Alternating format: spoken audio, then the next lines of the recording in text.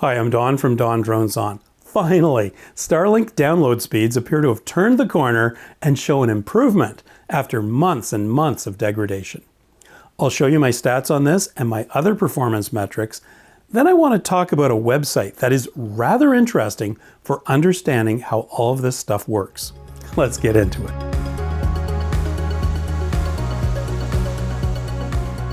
A number of people have asked me how I do my performance metrics, so here's a quick summary. First of all, I do it all manually. I don't use automated trackers or anything like that. It's all pretty old school. For speed tests, I do all my tests from the same computer, which has a physical Ethernet connection to my Starlink router. So there's no variation due to Wi-Fi performance. I use the Speed Test by Ookla website and manually set my server location to Ottawa, Bell, Canada. Now, this is an arbitrary choice, but by always choosing the same server, I eliminate yet another variable, so I can get consistent, comparable results. The other thing I do for speed and latency tests is I do a minimum of 60 tests per month, and try to get the same number of tests in the morning, afternoon, and evening. I record every speed test I do, whether it's good, bad, or indifferent, and they all go into the pot. For the outage metrics, I do a screenshot of the statistics and outage lists in the Starlink app twice a day. Each of these screenshots will cover the preceding 12-hour period. Now, to be honest, I don't do it every day, but I try to get a reasonable sampling rate of about 20 periods over the month. From there, I tally up the dropout counts and the outage time and enter them into a spreadsheet that I use to generate all the graphs and stuff that I share each month. So yeah, it's manual, but I strive for a reasonable amount of data points to ensure I'm generating a fair representation of the performance each month. If you have any questions or suggestions, feel free to drop them in the comments down below. Now let's dive in. First up is dropout events per hour. I define a dropout as an outage over 11 seconds, enough to be noticeable on an MS Teams or Zoom call, but typically having no impact on streaming services like YouTube or Netflix. Streaming services utilize buffering to basically bridge any short gaps in data transmission. In a real-time conversation, however, only very short outages can be successfully bridged without noticeably interrupting the discussion. Dropouts in September continue the improvement trend that started back in June. September saw 0.33 dropout events per hour, so definitely moving in the right direction. I still haven't moved my dish, and between you and me, I probably never will. It's just too much hassle. So it must be something else that is leading to this improvement. And while some leaves are starting to drop off the trees that cause my obstructions, it's probably not that. So I'd have to say the rapidly growing constellation takes the credit. On this graph from SatelliteMap.space, you can see that 170 more satellites are in service compared to the end of August, just a month ago, with a current total of 2,564 in service. Amazing. By the way, I saw another one of those satellite trains go over last night. Not as spectacular as the first one I saw, but still very cool. I use the Find Starlink app to know when there might be a sighting. Highly recommended entertainment. Okay, my second metric is total outage minutes per day. And again, there's been an improvement with a bit over 4 minutes of outage time per day, 90% due to obstructions. Next, let's look at speed and latency. And yay, we finally have an uptick in the speed after 5 consecutive declining months. And let's face it, an overall downward trend for a full year. Is this just a blip, or is it truly a turnaround? Only time will tell. But hey, it never hurts to celebrate the small victories. The histogram of speed tests is still heavily weighted towards the slow end, but at least the median is now above 50 megs, and is actually a very healthy 64 megabits per second. And I even had one speed test over 200 megs this month. So again, worthy of a yay moment. Comparing September to the past 4 months shows a bit of improvement over July and August, but June still had a better distribution on the histogram. Upload speeds dropped a bit from 8.0 to 7.8 from August to September, about a 2% drop. And the upload speed histogram still has a nice healthy peak in the 5 to 10 meg bucket. My highest measurement speed was 20.8 megabits per second, up this month. Latency improved 10% in September compared to August, with an average of 61 milliseconds. Variation between morning, afternoon, and evening still shows a major slowdown in the evenings due to the higher usage of the download bandwidth. Upload and ping don't show much variation at all. Compared to last month, the variation is dramatically different, but at least the mornings and afternoons are quite a bit higher. The scale on these two graphs is the same, by the way. Which brings me to the question of why.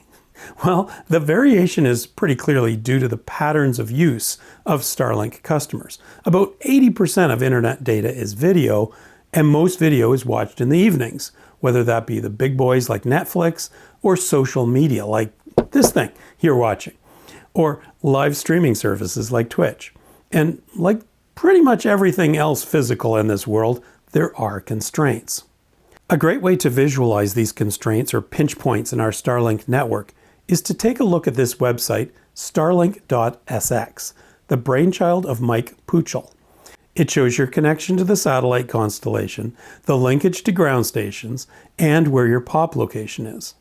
But one thing I want to emphasize is that the site is a best effort scientific guess at how the system is working. It's not real, and not everything you see is necessarily exactly what is happening with your traffic. But it's a pretty good guess based upon the data available. Oh, and if I didn't say so already, it's really cool. Let's have a look around. This big green dot is my home location. No, it's not the top of my shiny head. You can set your own location by right-clicking on the map, then choosing Set Home Location. All the tiny moving dots are the locations of the orbiting Starlink satellites and are probably pretty accurate, assuming Mike has done his homework. Where things get a bit shaky are with ground stations and POP sites, because Starlink doesn't publish these. So they're identified basically by, well, Starlink enthusiasts, shall I say, who snoop around and find these things. Apparently Mike happily updates the website as new ground stations are spotted and confirmed to be in service. So how does this work? Well, starting from my top secret Batcave location, you can see a bunch of dotted green lines radiating outwards to satellites within range. Again, not all of these are necessarily visible from your dish. For example, they might be blocked by trees, but the site will show all possible connections. The solid green line shows the most likely active connection, and again, we don't really know that for sure, but Mike's algorithm is probably right. From that active satellite, there is a yellow dotted line connecting to a ground station. Again, which ground station is actually used is up to the proprietary Starlink algorithm, which Mike again has made a good scientific guess at. So let's pause for a second and consider what this shows us so far. First, it shows that theoretically, I already have a dozen or so satellites that I can connect to at any given time. A sign that the constellation density is already quite healthy. It explains why my various dropouts have reduced in numbers so dramatically since last year. But these aren't my own private satellites, of course. Whichever one I'm connected to, I am sharing with dozens or maybe hundreds of other Starlink users. And since the satellite has a finite bandwidth capacity, the more people I'm sharing with means I get a smaller piece of the pie. And there's an ongoing delicate balance between the growing customer base and the growing number of satellites. I mean, even in the small community where I live, I know of 7 other people with Starlink. That's quite a few from just looking around.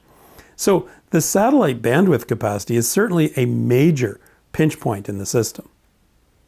The other pinch point is the ground stations, these little yellow dots.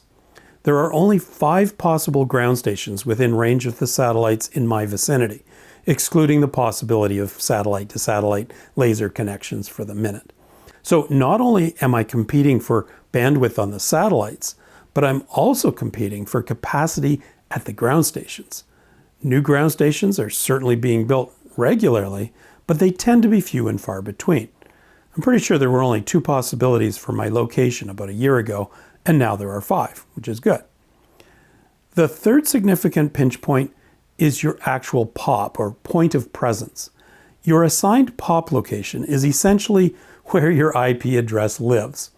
All your internet traffic, regardless of the ground station or the place you're trying to connect to, will be routed first to your POP, then to the final destination in the internet. Again, the Starlink.sx site makes a reasonable guess at your Starlink POP location, of which there are hundreds around the world, and it flags it with a big green triangle. Mine is in New York. Once again, you're competing with perhaps thousands of other Starlink customers assigned to the same POP. Now, these POP sites are not likely the weakest link in the chain, considering that they use conventional routing technology, unlike the ground stations with multiple magic satellite antennae. Conventional IP routers can generally be scaled up a lot faster and easier than fancy ground stations. By the way, here's a curiosity. Starlink.sx shows my POP as New York, and yet if I go to ipconnect.net, which should really reveal my real POP, it shows a Toronto.SpaceX ISP. But there doesn't seem to be a Starlink POP in Toronto, according to Starlink.sx. So there may be some sort of country-specific IP address, registration or something going on, in addition to everything else. Anyways, I thought I would share this website with you in case you hadn't already discovered it. Very cool representation, but don't forget, it's not necessarily 100% accurate since most Starlink algorithms are secret. But it's great to understand some of the mechanisms at play, and it's fascinating to watch. Well, there we have it, my September 2022 Starlink report. My 18th month with Starlink, by the way. I hope you found it interesting. Be sure to subscribe and hit the notification bell for my future videos. And there's a Buy Me a Coffee link in the description if you'd like to support my channel that way. Thanks for watching. Catch you next time.